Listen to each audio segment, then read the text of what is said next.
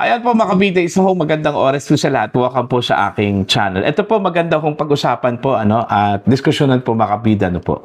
Pero pong pahayag ito hong si Caloocan City Congressman Egay Erice patungkol po ito mga kabida sa style po ni Ombudsman Boying Rimulya in treating respondents itong mga kalaban sa politika, mga kaalyado po sa politika mga kabida, lalong-lalo na po o meron pong nakasampang reklamo po diyan po sa Office of the Ombudsman mga kabida.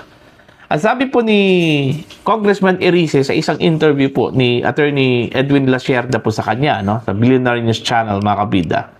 Okay, kapag kalaban daw sa politika, pag sinabi po ni Boying Rimulya mga kabida na in 2 weeks time makukulong yan, makukulong talaga mga kabida. Okay, masasampahan ng kaso dyan po sa mga korte, Okay? Pero kapag kaalyado sa politika, mga kabida, sasabihin po ni Ombudsman Boying na in 2 weeks time, meron na kaming isasampang kaso, Pero, nangyari ba yon? Okay, mga kabida? Katulad na lang po kay dating House Speaker Martin Romualdez. Okay, ang sabi po niya, malapit na, isasampa namin yung kaso against Romualdez. Pero nangyari, nasa preliminary investigation pa hanggang ngayon, Oo. Yung kay Joel Villanueva, sabi po niya, hinog na, pero bigla hong naging hilaw, mga kabida, po. Eto, pakinggan natin, itong panayam po, ni Attorney Edwin Lasierda po, ng Billionaire News Channel kay Congressman Egay Erice. Iko-courtesy na lang po natin ito, mga kabida, kay Dare to Us, po. Prosecution happened after the president's speech on graft and corruption? Well, nung si Ombudsman Boying, pag sinabi niya, next week, may makukulong, pagkakalaban. Ngayon, may sinabi si Presidente, dapat dyan, 1, 2 weeks, 3 weeks, pinakamatagal na. Anong file prosecution? Ayun. So, na-observe po ninyo, mga kabida, pag sinabi po ni Ombudsman Boying na in 2 weeks time or in 3 weeks time, may sasampa na kaso at makukulong po, mga kabida, kapag kalaban po sa politika, mga kabida. O katulad na lang po kay Senador Rodante Marcoleta. Actually, nabigla po tayo dito kay Marcoleta Kumbaga, parang out of the blue na lang po yung kaso pong isinampa po ng Ombudsman po against sa kanya, mga kabida, Kasi kung tutuusin po mas nauna pa po itong kay Romualdez kaysa dito kay Marcoleta po mga kabida. Although alam natin na separate itong kay Marcoleta, hindi po ito plunder because of flood control projects or anomaly, mga kabida.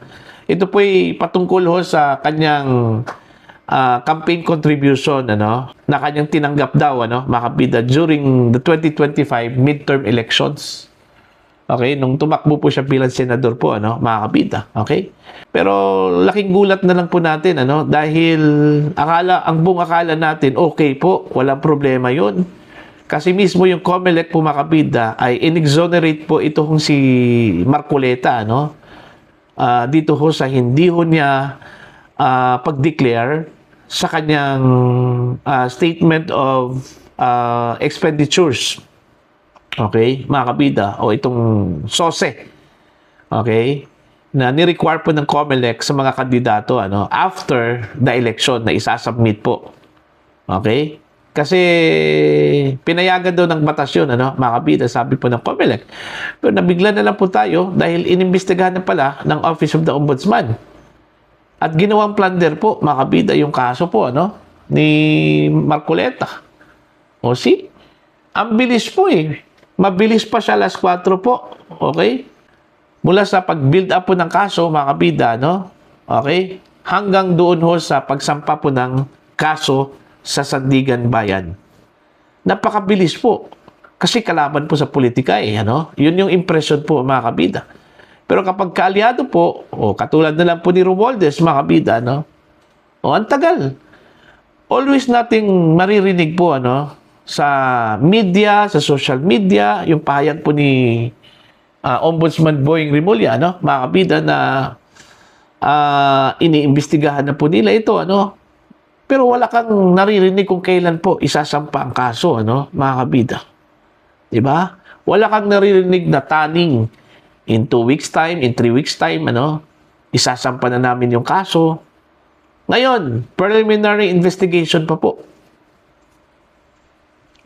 Pangalawa, meron ka bang narinig, mga kabida, na may nakulong na kaalyado po ni Pangulong Ferdinand Bongbong Marcos?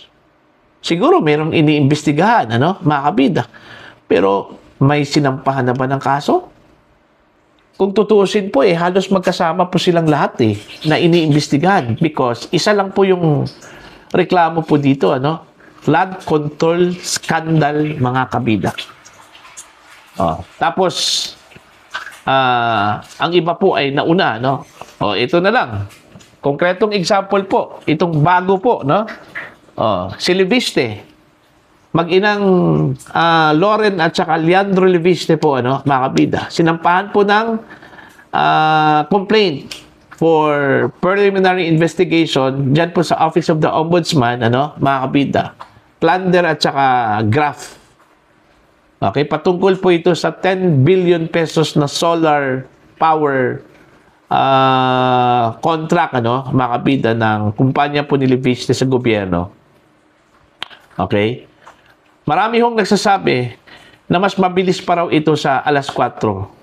Mas mabilis pa raw ito sa kaso po ni Romualdez. Mas mauuna daw ito, mga kabida, na may sampa po sa korte kaysa kay Romualdez, ano?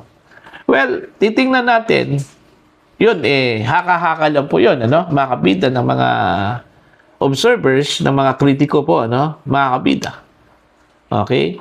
Katulad na lang po sa sinabi po ni General Romeo Pocis retired, ano? Meron siyang komento patungkol dyan, mga kabida, na posibleng mas mauuna pa raw makulong ito hong si Leviste kaysa dito kay Congressman Martin Romualdez, ano? Well, let's see.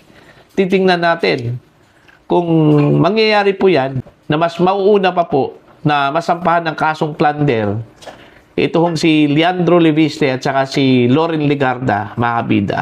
Okay? Kaysa dito ho kay Romualdez. Alam na natin, ano, mga kabida. Alam na po natin na ang pinupuntarya lang talaga ito hong mga kalaban po sa politika, no? Yung mga kritiko po ng administrasyong ito. Okay? Ito, bago po ito kay Leviste, bago po itong kay Loren Legarda, mga kabida. Pero mas nauna pa pong iniimbestigahan ngayon. Ito hong si Romualdez, ano po. Okay? So, titingnan natin kung makakahabol ba ito hong mga Leviste dito sa iniimbestigahang reklamo po against Martin Romualdez. Okay? Kumbaga, parang ano yan anong tawag dyan? Athletics. Alright? 100-meter dash.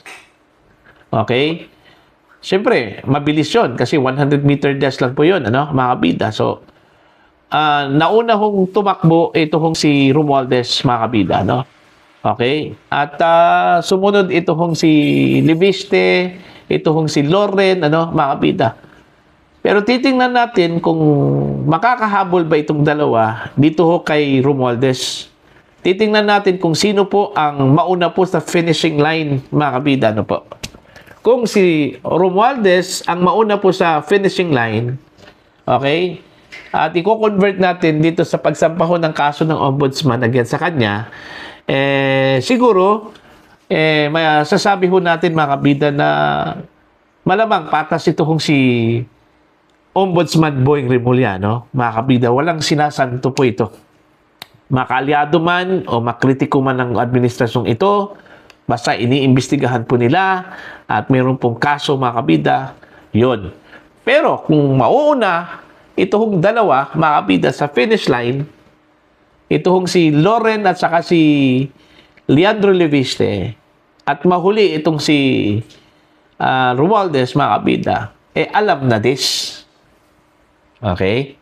Alam na po natin, mga kabida, na ang tinatarget po ng ombudsman ay hindi po mga kaalyado ng administrasyon, kundi inisa-isa po, mga kabida, yung mga kalaban po ng administrasyon.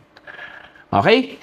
So, titingnan natin yan. Ano? Abangan natin yan kung ano ang susunod na hakbang ng Office of the Ombudsman, mga kabida. Okay? Para po sa inyong opinion at pananaw po, please comment down sa mga hindi pa po subscriber po sa aking channel. Please subscribe, just click the subscribe button, click the notification bell, click all para updated po kayo mga kabida sa aking mga uploads. Maraming salamat po sa inyo lahat.